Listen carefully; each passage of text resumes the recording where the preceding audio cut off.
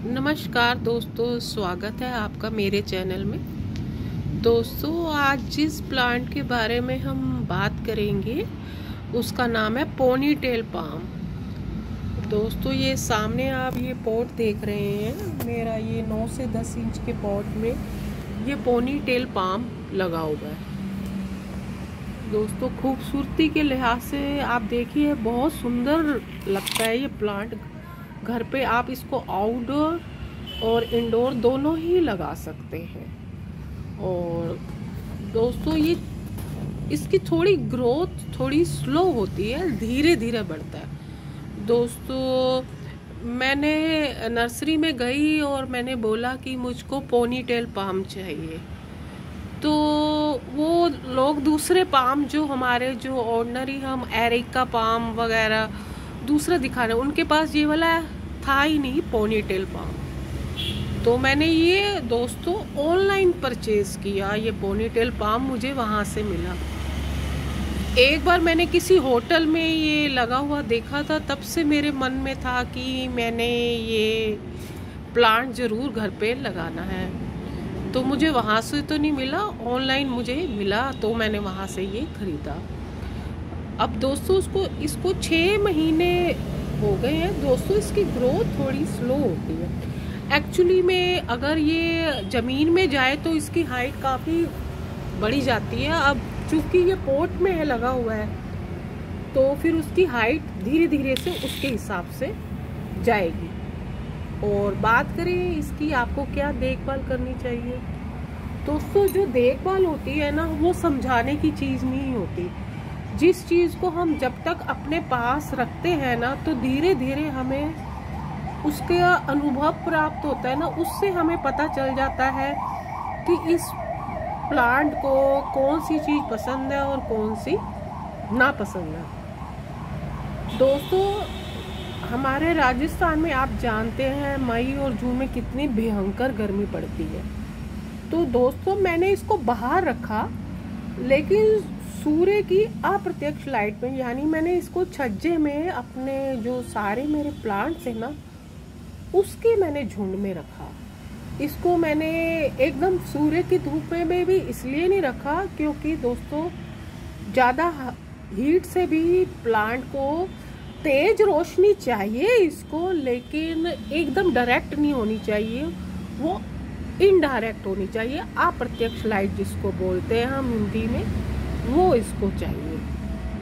और पानी आप अगर आपको कहीं जाना है, आप 10-15 दिन बाद भी दोस्तों आप कहीं बाहर चले जाएंगे ना, फिर भी ये आपको प्लांट है ना अच्छा खासा मिलेगा। ये आपको सूखा हुआ या मुरझाया हुआ नहीं मिलेगा।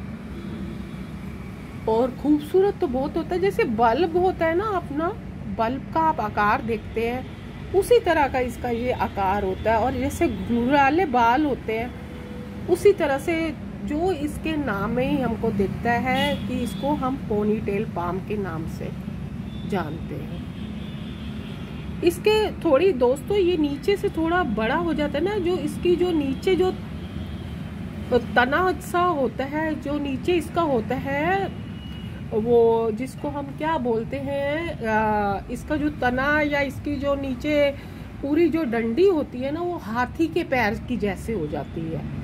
तो इसको अगर गमले में तो नहीं होगी, लेकिन अगर आपने इसको ओपन लगाया है ना, तो आपको इसको ये वाला शेप आपको ना देखने को मिल जाएगी। इसको नोएला पाम के नाम से भी हम जाना जाता है। ये ज़्यादातर मैक्सिको वगैरह में पाया जाता है। लोग इसको खूबसूरती के लिहाज से अपने घर को थोड़ा ये लकी भी होता है, तो इसलिए इस प्लांट को लगाया जाता है।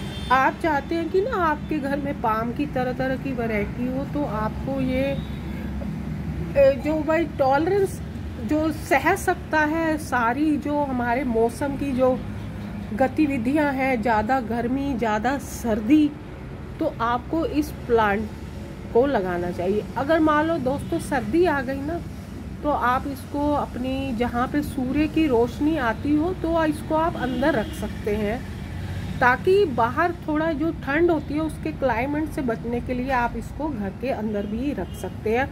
तो ये प्लांट इतना टॉलरेंट वाला है कि ये वहाँ पर भी ये चल जाएगा, ये मुरझाएगा या खराब नहीं होगा।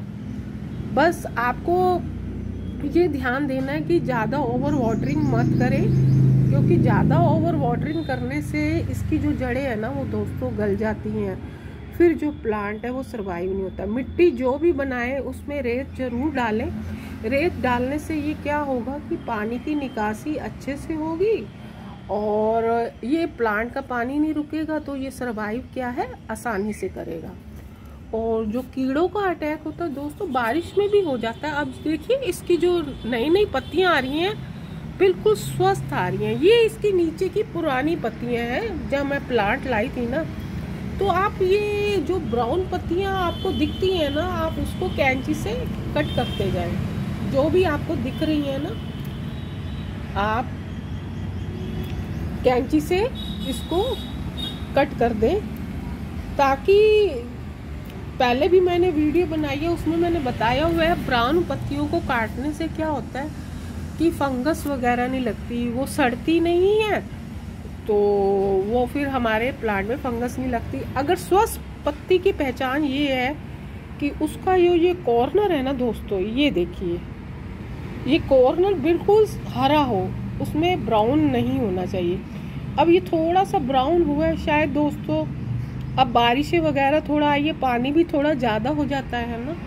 अगर स्वस्थ पत्ती होगी तो ये देखिए ये बिल्कुल ही देखिए हरी है, इसमें कोई ब्राउन इसका कोना नहीं है। कई बार हम पोषण ज़्यादा दे देते हैं ना, और थोड़ा कोई कीड़े वगैरह मीली बग्स हो गए या स्पाइडर माइट्स होते हैं, ये थोड़े अटैक करते हैं इस पे। सबसे बढ़िया इलाज है अपने इंडोर प्लांट्स को रखने का सिरके का। मैंने जो आपको एक रेमेडी बताई हुई है, सिरके के पानी में आप कपड़े को डिबो के उसकी पत्तियों से सारे अपने जो इंडोर प्लांट है ना, इंडोर आउटडोर, उनको अगर साफ करते रहेंगे ना दोस्तों, ये मिली बग वगैरह जो कीड़े आते हैं जो इसको परेशान करते हैं, ये बारिशों में थोड़े ब्राउन से पैचेस जो हो जाते हैं ना, तो उनसे ना ये आपको दूर रखेगा दोस्तों। तो आपको ये वाला ख्याल जरूर करना है कि सिरके के से आपकी महीने में आप एक बार सिरके से इसकी पत्तियों को आप पोंछते रहिए। ये नेचुरल है, पेस्टिसाइड है ये हमारे प्लांट्स को। कई लोग मैंने सुना है कि कहते हैं कि हमने थोड़ा नीम ऑयल डाला तो हमारा पौधा सड़ गया।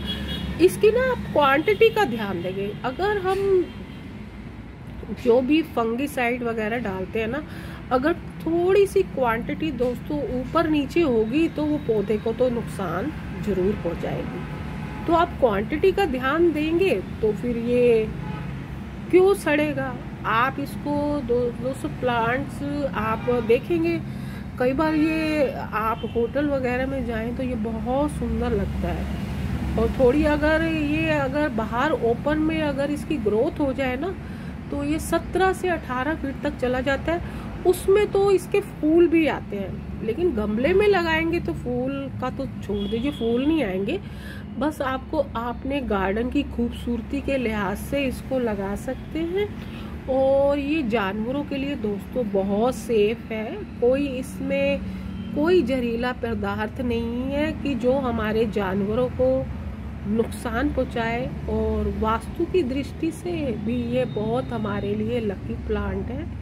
वास्तु के हिसाब से आपके घर में एक सकारात्मक ऊर्जा चाहते हैं तो आपको इस प्लांट को तो ज़रूर लगाना चाहिए। साथ में ये एयर प्यूरीफायर भी है, ये हमारी हवा को शुद्ध करने का। जैसे आप एरिका पाम के बारे में सोचते हैं ना, तो आप ये वाला नॉयला पाम आप अपने घर में ज़रूर लगाइए। और इसके साथ साथ आप इसको अगर पौधों के झुंड में रखेंगे ना दोस्तों, पौधों के झुंड में क्या है, हमारे जो पौधे होते हैं ना, ये भी मेल मिलाप वाले होते हैं। इनको भी अकेला रहना पसंद नहीं होता। अगर आप पौधों को उगाते उगाते हमें इनकी क्या है, इनकी थिंकिंग भी पता चल जाती है इनको। अब ये जो मैंने प्लांट है मैं वीडियो बनाने के लिए यहाँ लाई थी, ये पौधों के झुंड में पड़ा हुआ था। अगर मैं इसको एकदम इग्नोरेंस में एक साइड पे रख देती तो ये प्लांट इतना अच्छे से सर्वाइव नहीं कर पाता। तो प्लांट को आपको अच्छा सरवाइव करना है तो उनको एक झुंड में रखिए, उनको पौधों के साथ रखिए। एक तो पौधों को साथ रखने से ह्यूमिडिटी बनी रहती है और पौधों की ग्रोथ भी बहुत अच्छी होती है। तो दोस्तों ये थी नोएला पाम, पोनीटेल पाम के बारे में जानकारी। दोस्तों एक बात बता दूं, ये प्लांट मुझे ऑनलाइन ये 150 का मिला है। आप अगर नर्सरी में इसको मिलता है, क्या पता आपको थोड़ा कम प्राइस में मिल जाए। ये मैंने आपको जानकारी दी थी दोस्तों। आशा है आपको ये जानकारी मेरी पसंद आई होगी पोनीटेल पाम के बारे में। थैंक यू दोस्तों।